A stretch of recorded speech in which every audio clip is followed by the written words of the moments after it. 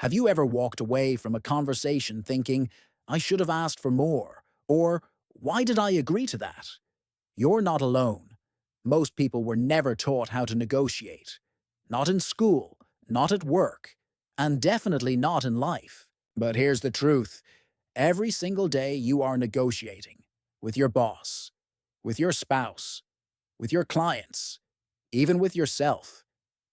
The raise you didn't ask for, the business deal you let slip, the time you sacrificed because you couldn't. Say, no, that's not just missed money, it's missed power. This book is here to fix that. The Art of Effective Negotiation isn't a boring textbook. It's a powerful, mind-shifting guide, packed with battle-tested strategies used by the world's best deal-makers, salespeople, and even hostage negotiators. You'll learn how to control the conversation without being pushy.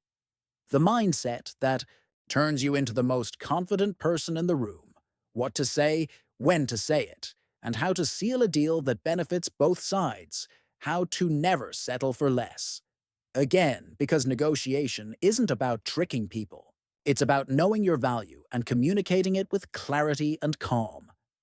By the end of this book, you'll be able to walk into any room, any deal, any interview, any conversation, and come out with more than you thought possible.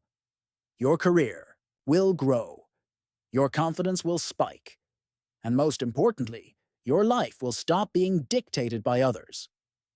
Before you start, make sure to subscribe to our channel. Get more powerful audiobooks that help you become 1% better every day. Chapter 1. Mindset Before. Mouth master your psychology before entering the room. Success in negotiation doesn't begin at the table. It begins in your mind. Let's be honest, when most people think about negotiation, they immediately picture the tactics, what to say, how to say it, body language tricks, persuasive words, and so on. But that's where they go wrong. The truth is, 90% of successful negotiation happens before a single word is spoken. It starts in your head, with your mindset. Your inner game is the foundation. Everything else is just the icing on the cake. Why? Because when your mindset is strong, clear, and grounded in confidence, even a simple sentence can shift the power dynamic in your favor. But if your mindset is weak, fearful, or reactive, even the most polished script won't save you. Let's dive deep into what makes the mindset of an elite negotiator and how you can build it starting today. Why 90% of negotiation is mental preparation. Negotiation is not just a communication skill, it's an emotional and psychological battlefield. What you bring mentally into the room, your level of self-belief, your emotional control, your ability to stay calm under pressure, determines whether you come out with what you want or walk away feeling defeated. Think about this. Two people can have the same negotiation script, but one gets the deal. The other gets ignored. What's the difference? Energy, composure, conviction. These come from the mindset. Most people lose before they start. They walk into negotiations with thoughts like, I hope they say yes. I'm not sure if I'm worth that much. What if they say no? That's mental weakness. That's passive energy. That's giving away power before the first sentence. But a master negotiator walks in thinking, I bring real value to the table. They need me as much as I need them. If this deal doesn't happen, it's not the end. It's just not the right fit. See the difference? The first mindset seeks permission. The second one claims value. Preparation is not just about researching the other person or calculating your numbers, though that's important too. It's about preparing yourself mentally to lead with presence, control, and confidence. The power of confidence, control, and clarity. Let's break down the three internal pillars that hold up any strong negotiator. Confidence isn't about arrogance. It's about certainty. When you know what you bring to the table, you don't feel the need to overcompensate, chase, or fold. You don't rush. You don't flinch at silence. You stand your ground because you trust yourself. Confidence tells. The other person? This person is worth listening to. If they're this calm, they must have options. They're not desperate. Confidence is contagious and it's respected. Control means emotional discipline. Staying calm when things get tense. Not reacting to every objection. Not speaking just to fill the silence. Control is especially crucial in high-stakes negotiations, whether it's a job offer, a business deal, or a life decision. If you lose control, you lose leverage, because the moment you look rattled, rushed, or overly eager, the other person smells blood. A composed person is always more powerful. They know they don't need to win with every word. Sometimes, the real victory is staying quiet long enough to let the other person unravel. Clarity. Before you negotiate with someone else, you must first negotiate with yourself. Ask, what exactly do I want? What am I willing to accept? What am I not willing to tolerate? What is my walkaway point? Most people fumble in negotiations because they lack clarity, and that confusion shows. They hesitate, they waffle, and they make sloppy decisions. But when you enter with clarity, your offers are direct, your responses are firm, and your energy is clean. Fixed versus growth mindset in negotiation. Here's a concept borrowed from psychology. Fixed versus growth mindset that applies perfectly to negotiation. Fixed mindset says, I'm just not good at negotiating. I hate confrontation. This is just who I am. This mindset avoids negotiation because it sees discomfort as a threat. Growth mindset says, I can get better at this. Discomfort is a sign of growth. I may not like it now, but I can learn to lead with strength. People with a growth mindset approach. Negotiation as a skill, not a personality trait. They don't avoid hard conversations. They embrace them. Because they know that every negotiation is a chance to improve communication, learn about others, strengthen personal boundaries, increase their value in the world. No one is born a great negotiator. It's built, practiced, sharpened, and it always starts with belief. How to overcome fear of rejection and conflict. Let's talk about the elephant in the room. Fear. Most people fear negotiation, not because of the negotiation itself, but because of rejection and conflict. They think, what if they say no? What if I sound too aggressive? What if they get mad? These thoughts are normal. But here's the truth. Rejection doesn't hurt you. Attachment does. Conflict doesn't break you. Fear of disapproval does. To master negotiation, you must detach your self-worth from the outcome. If someone says no to your offer, they're not rejecting you. They're just not aligned with the value exchange. That's okay. You move on. You stay grounded. Also, remember, conflict isn't always bad. In fact, healthy conflict is where growth and clarity come from.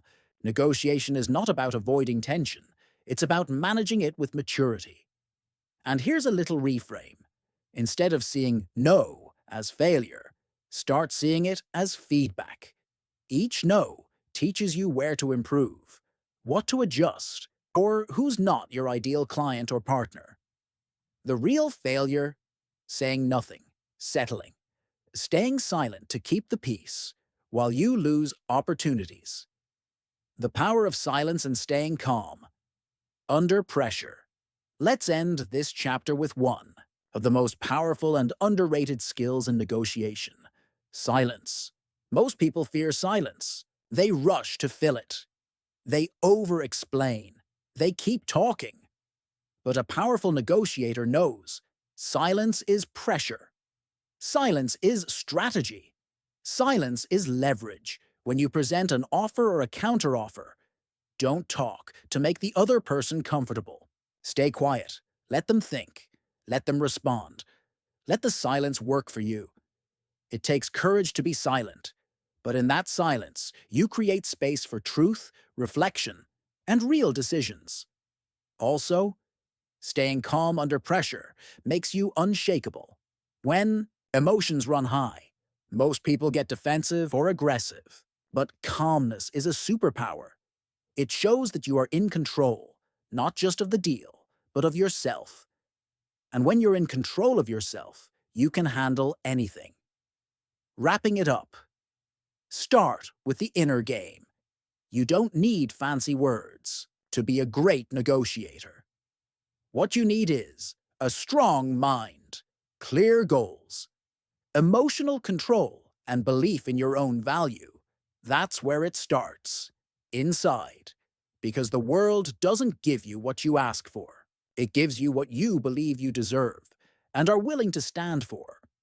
So before you walk into that next negotiation, ask yourself, do I believe I belong at the table? Am I ready to own my value without apology?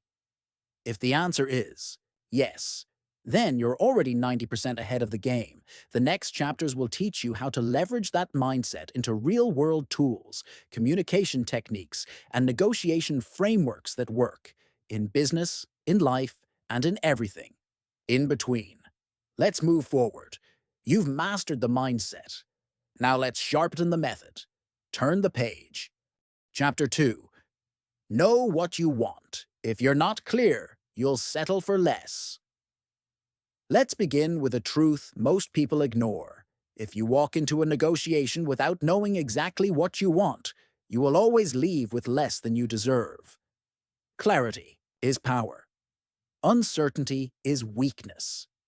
Too often, people think negotiation is just about persuasion, tactics, or winning arguments.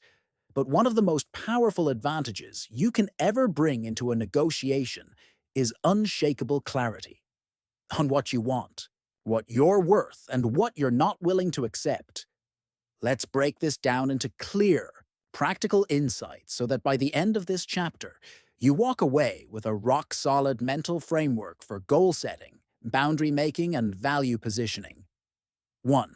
What is BATNA and why it's your safety net first? Let's talk about BATNA, the best alternative to a negotiated agreement. Think of BATNA like this. It's your plan B, the best thing you can walk away with if the negotiation fails.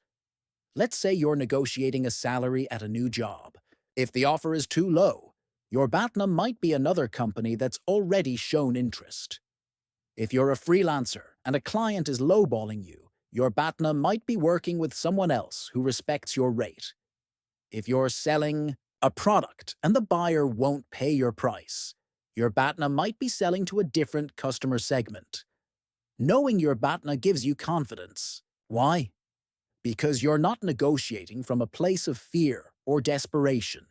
You're negotiating from a place of choice. The stronger your BATNA, the stronger your negotiation position. If you have no backup plan, you're more likely to say yes to a deal that doesn't serve you. But if you know you can walk away to something else, you're free to demand what you're worth, or walk if it's not right. Before you enter any negotiation, define your BATNA. Write it down. Rate its strength, 1 to 10. And ask, if this deal falls apart, what's the next best option I can pursue? Can I improve that option before the negotiation begins? Can I create a second BATNA just in case? 2. Goals, limits, and non-negotiables. Clarity doesn't just mean knowing what you want, it means knowing where you stop. You need to define 3 things before any negotiation. Your ideal outcome, the best case scenario. Your acceptable range, your realistic but fair terms. Your non-negotiables, things you absolutely won't compromise on. Let's use a freelance negotiation example.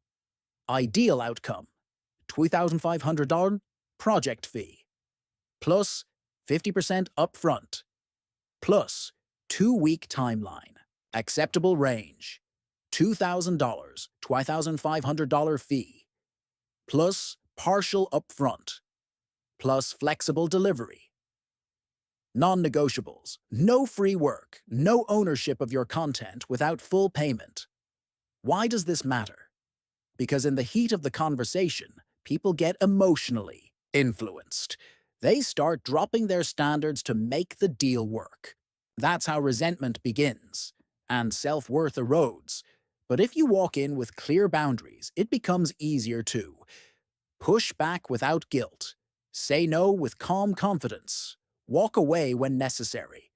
Remember, saying no to the wrong deal is a win. 3. The difference between wants and needs. A core negotiation mistake is treating every want like a need. Here's how to separate them. A want is something you desire. It's a bonus. A need is a deal breaker. It's essential.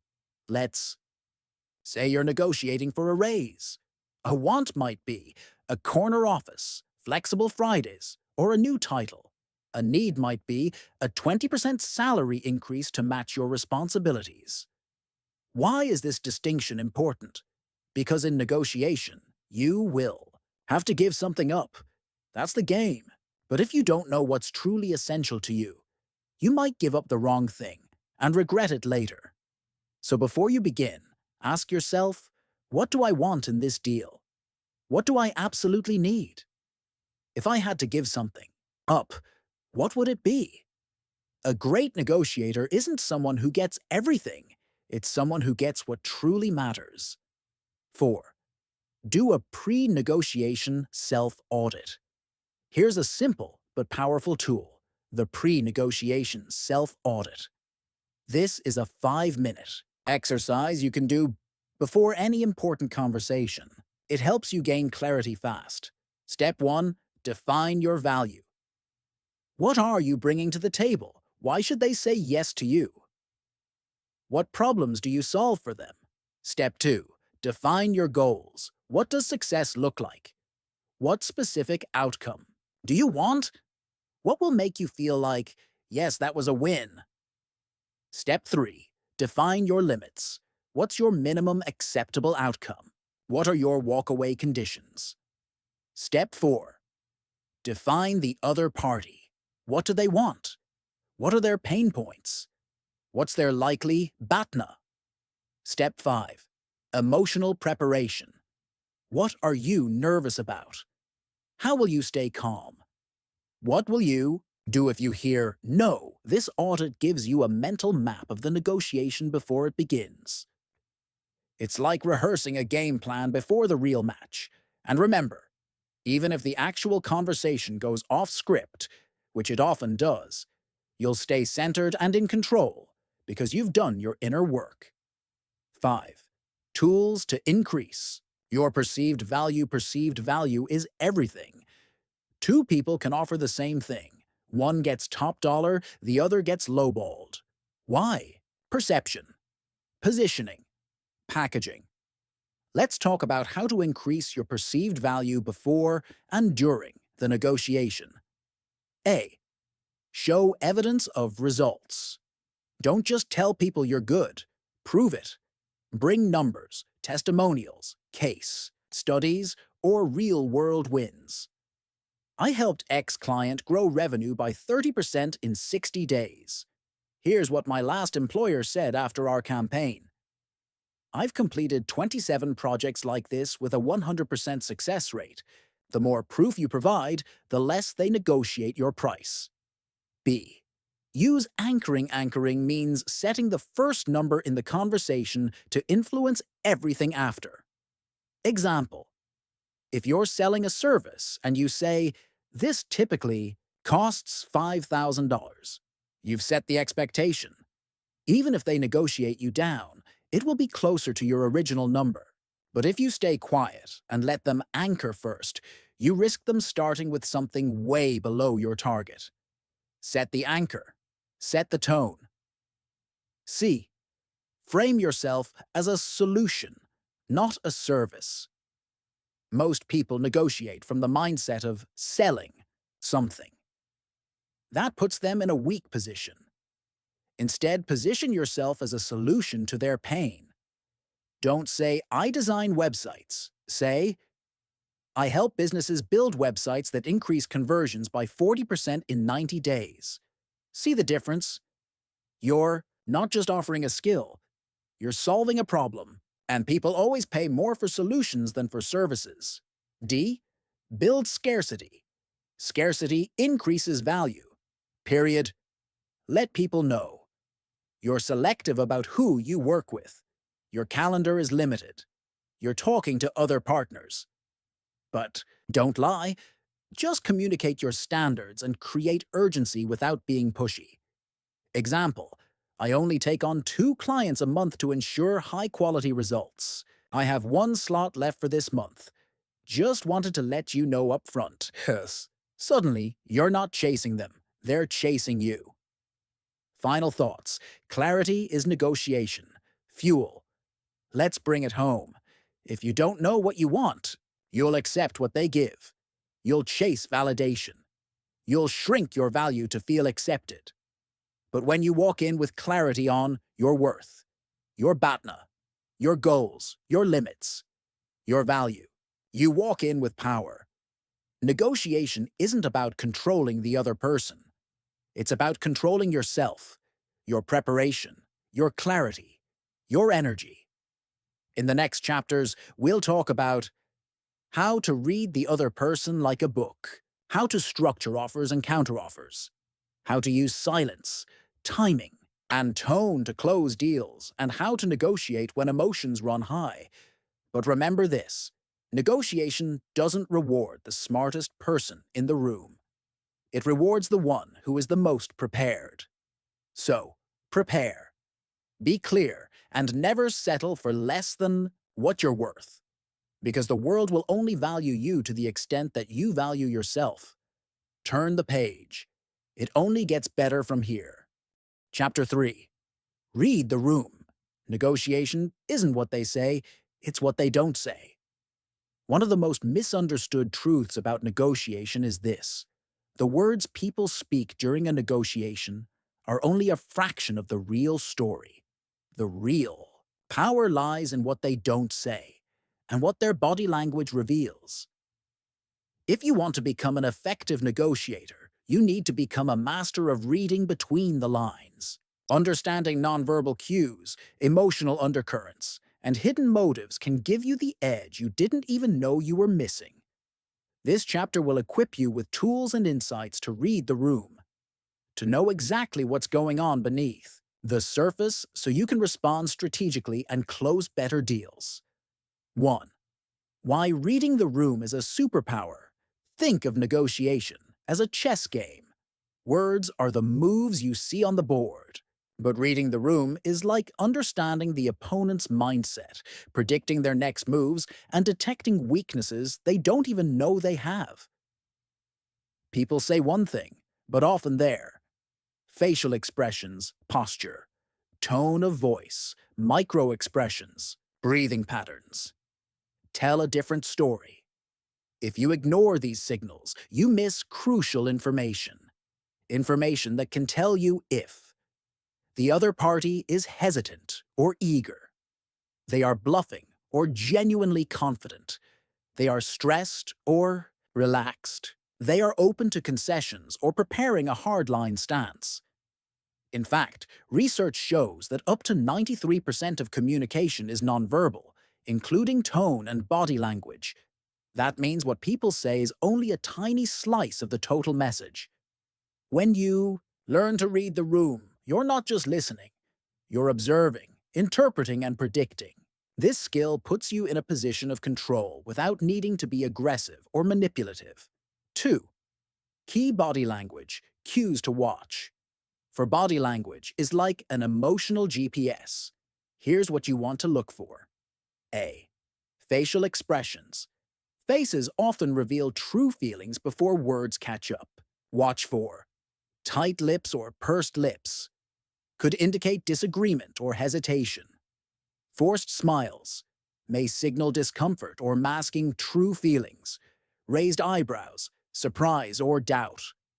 furrowed brows, confusion, frustration, or disagreement. Eye contact. Strong eye contact shows confidence. Avoiding eye contact can indicate discomfort or deceit.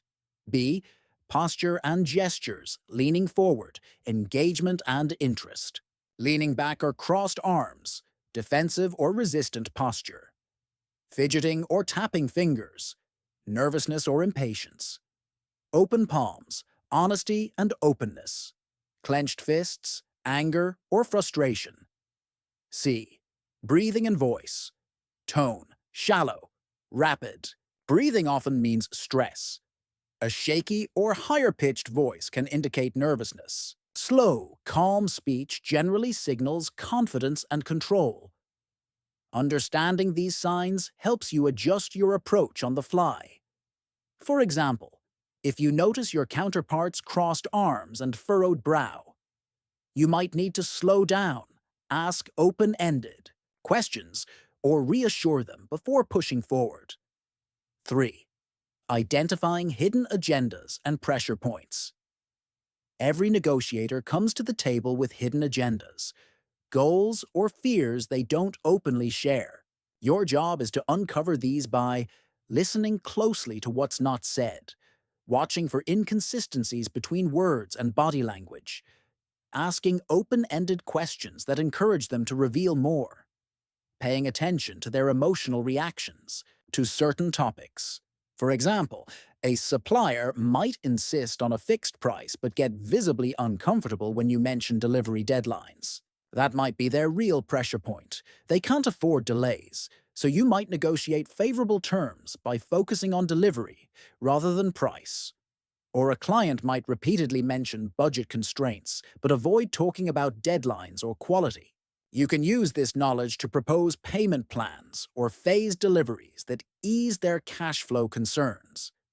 When you spot these hidden agendas, you gain the upper hand. You can shape the negotiation toward outcomes that satisfy their deeper needs, while still achieving your goals. 4. Emotional intelligence. The secret weapon in negotiations. Negotiation is often framed as a logical process. Numbers, offers, counteroffers, but emotions drive decisions more than logic alone. Emotional intelligence, EQ, is your ability to recognize your own emotions, understand and empathize with the emotions of others, manage emotional responses to maintain control, use emotional cues to influence outcomes positively. Here's why EQ is a game changer. A. Managing your emotions. Negotiations can get tense. You might feel frustration, impatience, or fear. If you let these feelings show or control your responses, you lose power. Practicing self-awareness allows you to pause, breathe, and respond calmly rather than react impulsively. This steadiness signals confidence and puts the other party at ease. B. Empathizing with the other party. Try to see the negotiation from their perspective. What pressures are they facing? What motivates them? What fears might they have? This empathy helps you build rapport, address underlying concerns, frame your proposals in ways that resonate emotionally. C. Using emotional cues to influence. When you detect hesitation, excitement, or frustration, you can tailor your language and tone to match or counterbalance their mood. For example, if they seem anxious, use reassuring language and slower pacing. If they seem confident but guarded, use assertive but respectful statements. 5. Active listening techniques.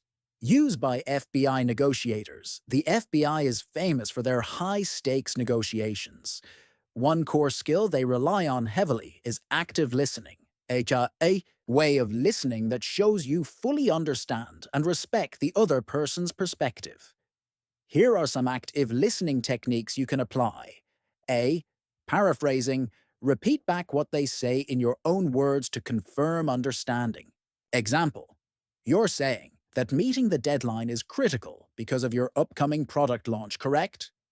This shows you're paying attention and encourages them to clarify or expand. B. Mirroring subtly copy their body language. Or words to build rapport.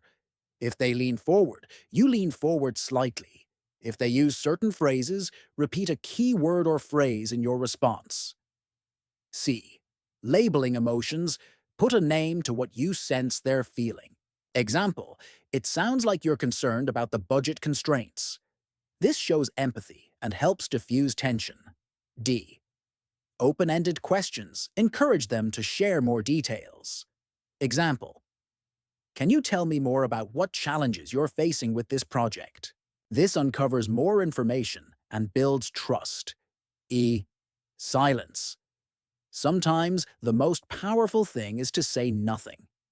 After making a point or asking a question, give them space to think and respond. Silence often pushes the other person to fill the gap, revealing more information. 6. How to spot when someone is bluffing or uncertain. Not every confident negotiator is truthful or certain. People bluff to gain advantage. How do you tell? Here are some red flags. Inconsistent stories. Their facts or reasons change subtly during the conversation. Too many qualifiers. Frequent use of I think, maybe, or possibly. Avoiding eye contact, especially when making bold claims. Excessive defensiveness, overreacting to small questions or pushing back hard on minor points. Micro-expressions of fear or doubt, a quick grimace, lip bite, or eyebrow twitch. Voice cracks or pitch shifts. Signs of nervousness. If you notice these signs, gently test their claims by asking clarifying questions or requesting evidence. Example, if I understand correctly, you've handled projects of this scale before. Could you share an example or client reference? Their reaction will tell you if they're bluffing or genuine. 7. Cultural and contextual. Awareness. Reading the room isn't just about one-on-one interaction. Context matters. In some cultures, direct eye contact might be disrespectful. In others, silence might mean disagreement, or in another, it means thoughtfulness. Understanding these nuances keeps you from misinterpreting signals. Also, consider the context. Is this a formal or informal setting? Are there power imbalances, e.g., junior versus senior? What is the relationship history? Adapting to these factors will increase your emotional intelligence and reading accuracy. 8. Practice makes perfect. Exercises to sharpen your reading. Skills. Like any skill, reading the room improves with deliberate practice. Try these. A. Observe conversations. Watch TV interviews, debates, or meetings. Mute the sound and try to guess the emotions and positions by body language alone. Then watch with sound to check accuracy. B. Role-play negotiations. Practice with a friend or coach. Take turns negotiating and consciously note nonverbal cues. C. Keep a negotiation journal. After each real negotiation, write down what nonverbal cues you noticed, how you responded, what worked and what didn't. This reflection builds awareness over time. Chapter 4. Speak to win. Not to talk words can close deals or kill them. Imagine sitting across the table from someone, both of you eager to reach an agreement. You know the stakes are high. But suddenly, your carefully planned words fall flat. The deal stalls. Or worse, the other person pulls away. Why does this happen? Because most people think negotiation is about talking, about saying the right things, trying to sound smart or convincing. But negotiation isn't about how much you talk or what you say in isolation. It's about how you use your words as tools to influence, build trust, and guide the conversation. This chapter teaches you how to speak strategically, speak to win, not just to fill the silence. You'll learn how to harness the power of language, tone, timing, and questions so every word pushes you closer to your goal. 1. The power of high impact. Words carry emotional weight and meaning beyond their dictionary definition. The difference between a successful negotiation and a failed one often hinges on the specific words you choose. Why word choice matters. Words can build rapport or create barriers, make an offer feel valuable or cheap, create urgency or foster complacency, signal confidence or uncertainty. For example, saying "I propose" sounds confident and intentional, while "I think maybe" sounds hesitant and unsure. Use positive, solution-oriented language. Frame your statements positively. Instead of "I can't go any lower on price," say "Here's how this price provides exceptional value." Or instead of "That won't work for me," say "What if we try this approach instead?" This subtle shift transforms confrontations into collaborative problem solving. Avoid absolutes and ultimatums. Words like never, always, and better, or must tend to trigger defensiveness and shut down dialogue. Instead of saying, "You must agree to this by tomorrow," try, "Would it be possible to review this by tomorrow?" You maintain pressure without triggering resistance. 2. Pacing, tone, and timing. The rhythm of speech. How you say something is often more important than what you say. Pacing. Match their speed. If your counterpart speaks slowly and thoughtfully, mirroring their pace helps build rapport. If they talk quickly and energetically, matching that energy shows engagement. Sudden changes in your pacing can signal nervousness or uncertainty, so maintain a calm, controlled rhythm to project confidence. Tone. Use your voice as a tool. Tone conveys emotion and intention. A warm, steady tone fosters trust, while a sharp or monotone voice can push people away. Use tone to soften tough points. "I understand your concerns." Highlight key ideas. Pause slightly before the main point. Show enthusiasm. Use rising intonation when sharing exciting news. Timing. The art of strategic pauses. Silence is a powerful negotiation tool. Don't rush to fill gaps. Let pauses create tension or prompt the other party to speak more. For example, after making an offer, pause deliberately. The silence often encourages the other side to respond, sometimes with a concession or revealing information. 3. Using questions to lead the conversation. Questions are your secret weapon to steer the negotiation, gather information, and shape outcomes. Types of powerful questions. Open-ended questions encourage the other party to share thoughts and feelings. What are your main priorities for this deal? How do you see this project evolving? Clarifying questions ensure you fully understand. Can you explain what you mean by flexible terms? What challenges do you foresee with this timeline? Leading questions. Guide them to your desired conclusion. Would you agree that a phased rollout reduces risk? Does this solution address your budget concerns?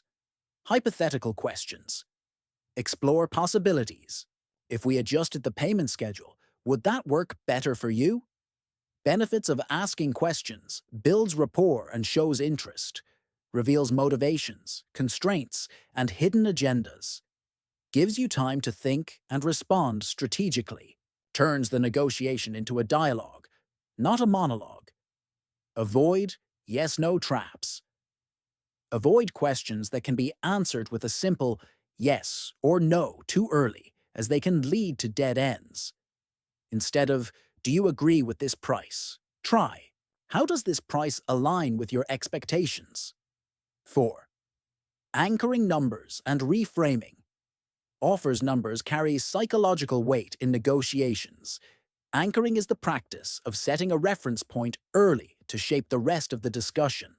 What is anchoring? Anchoring means putting out the first number or offer, which influences how the negotiation proceeds. Example: If you want $10,000 for a service, starting at $15,000 sets a higher anchor, making $10,000 seem reasonable. How to anchor effectively. Anchor with confidence and clear rationale. Use precise numbers rather than rounded figures to sound credible. 9,750 sounds more researched than $10,000. Provide context for your anchor. Based on market research and comparable services, this price reflects fair value. Reframing offers. If the other party pushes back on your number, reframe the offer by shifting focus from price to value. Instead of focusing on cost, consider how this solution reduces your operating expenses, from cost to benefits. This package includes training and ongoing support, which most competitors charge extra for. From problem to opportunity. I understand budget is tight, but this is an investment that will save you time and increase revenue. Reframing changes the narrative and helps overcome objections. 5. Yes and versus no. But strategy, the words yes and no, but might seem small, but they have huge psychological impact in negotiations. The problem with no, but, when you say no, but, you negate what the other person said, which can feel dismissive or confrontational. Example: no, but that won't work for us. No, but we can't accept that timeline. This tends to shut down conversation and builds resistance. The power of yes and acknowledges the other party's point, then adds your own idea, keeping the conversation flowing constructively. Example: yes, and we could also explore adjusting the schedule to meet your needs. Yes, and that's why we designed this package to include additional support. This approach validates their concerns, opens the door for collaboration, builds trust and rapport, keeps negotiations moving forward. 6. How to handle objections with words. Objections are inevitable in any negotiation. Your ability to handle them well can turn obstacles into opportunities. Step 1. Listen fully. Don't interrupt. Let them express concerns completely to feel heard. Step 2. Acknowledge the concern. Use empathetic language. I understand why that's a concern. That's a valid point. Step 3. Ask for more details. What specifically worries you about that aspect? Step 4. Respond with solutions and reframes. Address their objection with facts, benefits, or alternative offers. Example: I understand the timeline feels tight. We can phase the delivery to help spread out the workload. 7. Avoiding common verbal pitfalls. Words can undermine your position if you're not careful. Avoid fillers and weak language words like maybe, I guess, or sort of signal uncertainty. Replace with confident pauses and clear statements. Avoid over-explaining. Too much explanation sounds defensive. Stick to clear, concise points. Avoid apologizing unnecessarily. Saying sorry but weakens your position. Instead say, I see your point. Here's another perspective. Avoid interrupting. Let the other party finish. Interrupting feels disrespectful and may escalate tension. 8. The role of storytelling in persuasion. People connect with stories more than facts alone. A well-told story can make your offer memorable and persuasive. How to use stories. In negotiation, share a brief example of a client who benefited from your offer. Use relatable anecdotes that highlight problems and solutions. Paint a vivid picture of future success.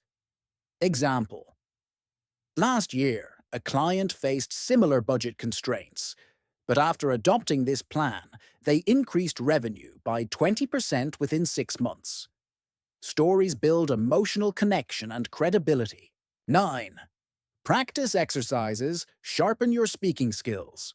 Record your self-worth. Practice your key negotiation points out loud. Listen for pacing, tone, and clarity. Role play with a partner, simulate negotiations, and focus on using questions, anchoring, and yes and phrases. Mindful speaking. Before speaking, take a deep breath and ask yourself, am I clear and confident? Does this advance my goal? Am I listening as much as I speak? Chapter 5. Seal it. Like a pro closing isn't the end. It's the beginning of respect. Negotiation is often thought to be all about the deal. But the truth is, the way you close a negotiation can define your reputation, your relationship with the other party, and the future opportunities that follow. Closing's not a finish line where the conversation ends abruptly. It's the gateway to mutual respect, ongoing collaboration, and long-term success. In this chapter, you'll learn how to seal deals like a pro, creating win-win outcomes, negotiating terms with finesse, managing objections without pressure, knowing when to walk away gracefully, and mastering the follow-up to ensure your deal sticks. These skills will transform your approach to closing and elevate your entire negotiation strategy. 1. Creating win-win outcomes. The heart of closing. The best negotiators don't close by forcing a one-sided victory. They close by crafting agreements where both parties feel they've gained something valuable. This mindset, focusing on win-win outcomes, is a cornerstone of lasting negotiation success. Why win-win matters negotiations are not zero-sum games. When you push too hard for your own benefit, you risk alienating the other party, damaging trust, or missing future deals. But when you seek to understand and incorporate their interests alongside yours, you build a foundation for stronger relationships, repeat business, positive referrals, easier future negotiations. How to find win-win solutions. Identify mutual interests. Early in the negotiation, uncover shared goals beyond price, like timelines, quality, support, or long-term partnerships. Brainstorm options. Invite the other party to brainstorm possible solutions, showing you value their input. Trade concessions. Wisely.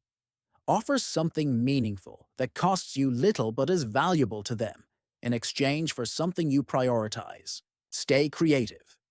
Sometimes adding non-monetary terms like flexible schedules, extra training, or longer warranties can close gaps. Example of win-win. Suppose you're negotiating a software contract. The client wants a lower price. You want to maintain margins.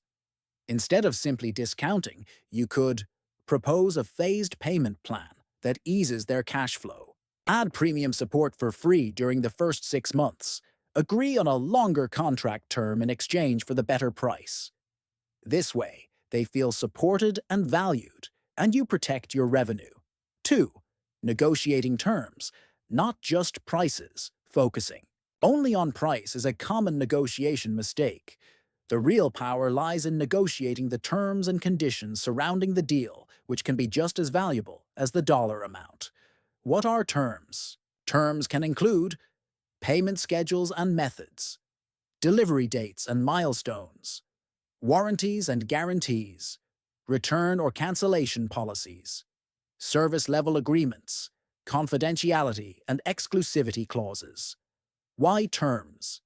Matter terms affect your risk, your cash flow, your workload, and the quality of the partnership. By negotiating terms, you can often create more value for yourself and the other party than by simply adjusting price. How to negotiate terms effectively. Understand their constraints.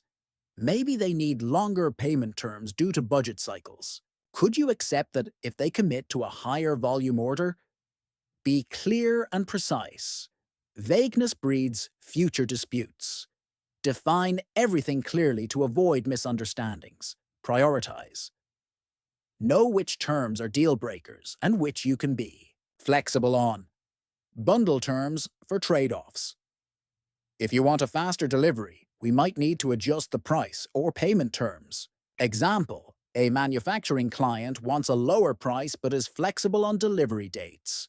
You can negotiate a longer lead time for their order, allowing you to optimize production and reduce costs. In exchange, you offer a moderate discount. This kind of give and take builds trust and creates value. 3. Handling objections. Without pressure, closing a deal often triggers last-minute objections. How you handle these can make or break the negotiation. Applying pressure or reacting defensively usually backfires. Why objections happen at closing? Objections often arise because the other party wants reassurance.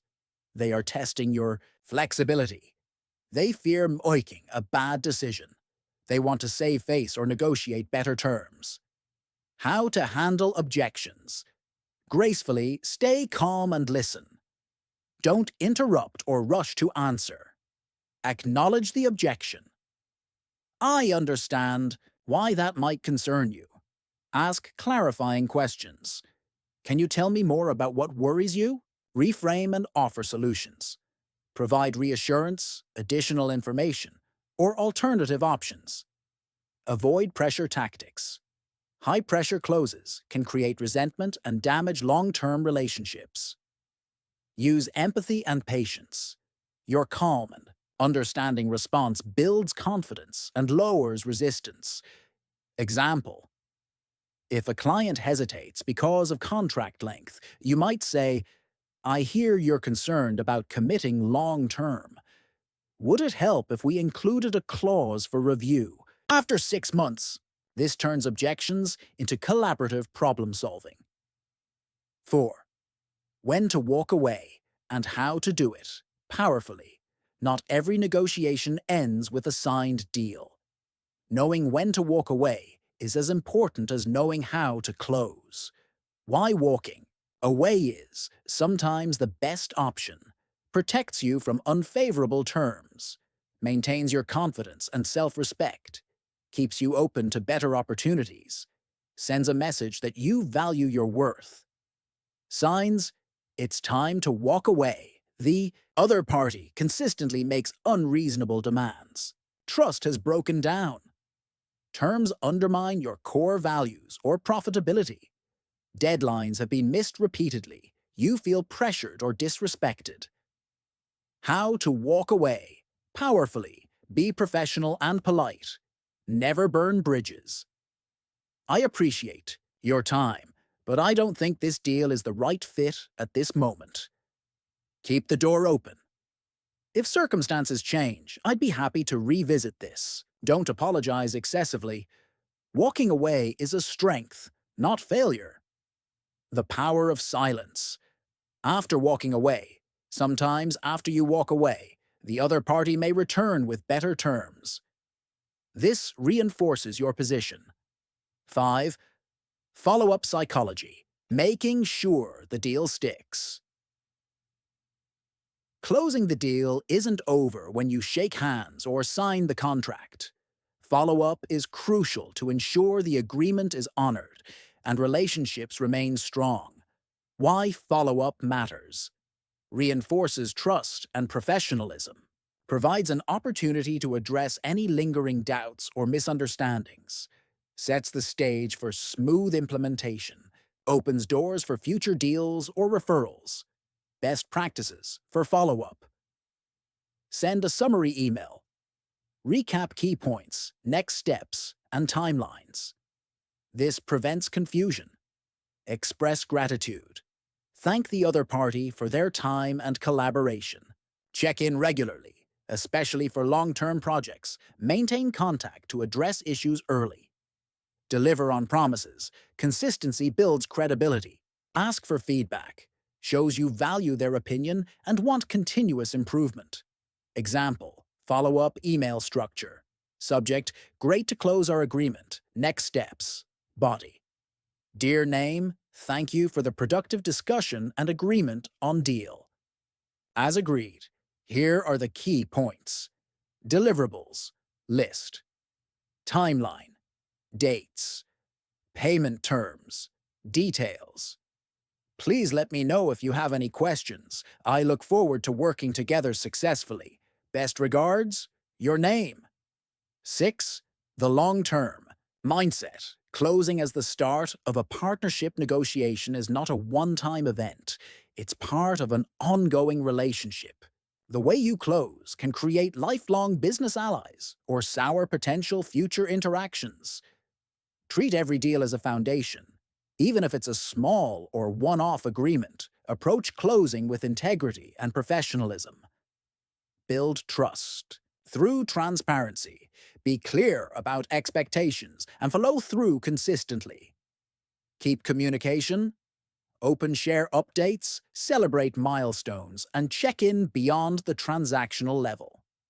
The ripple effect of a good, well-closed deal leads to referrals and recommendations, repeat business, a strong reputation in your industry or community.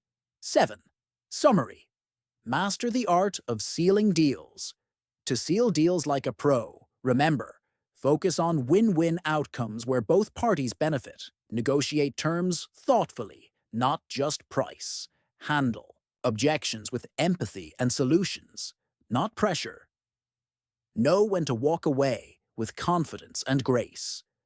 Follow up diligently to ensure success and foster long-term relationships. View closing as the beginning of trust, not the end of negotiation. Mastering these closing skills ensures every negotiation leaves you stronger, respected, and ready for the next opportunity.